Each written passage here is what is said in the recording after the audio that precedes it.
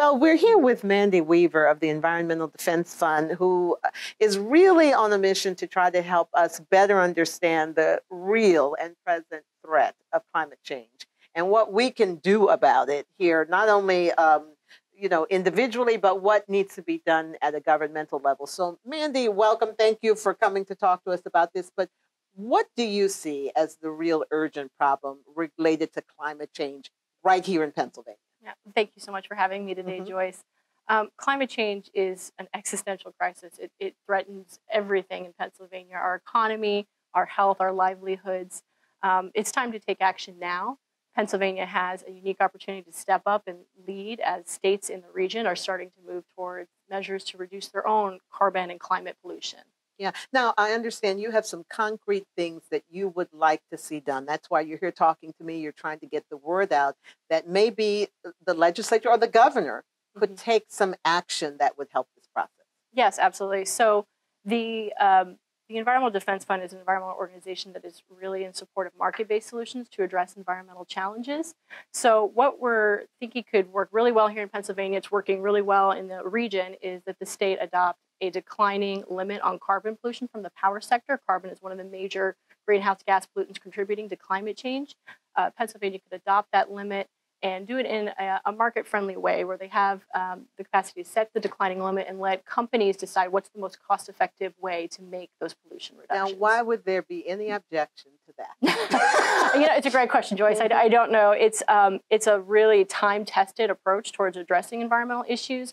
Pennsylvania has used this approach to reduce other soot and smog precursors like sulfur dioxide and nitrogen oxide in the power sector. So it's really the most cost-effective and technology-neutral way for the regulated sector to decide what's the best way we can meet these environmental and health requirements. But legitimately, is the concern that this would somehow lead to stagnant growth? It would hurt businesses? I mean, who's objecting to this, and why couldn't we just get this done through the legislature? Well, we are still having a debate at the state level and the national level, unfortunately, about how urgent a problem climate change is. The science is in. We have medical professionals, we have defense and national security experts all telling us, yes, we need to act on climate change. So there's a pretty big consensus, but unfortunately, we haven't haven't seen the policy leadership that we need at the federal level, and also at the state level, we have some great leadership by the governor to commit us to a trajectory to address climate. But we now really need those actions in place, including this firm limit on carbon pollution from the power sector. So the governor has committed to try and sees this as a problem.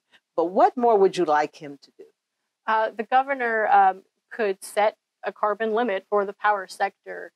He could make it a market-based program and determine whether or not we want to join with the other states in the region that are pursuing this as well. Okay. Are you hopeful that this might happen? I am an eternal optimist. I also think there's such a huge business case to be made for moving forward now. We have power companies across the nation that have committed to reducing their climate pollution and tackling this problem.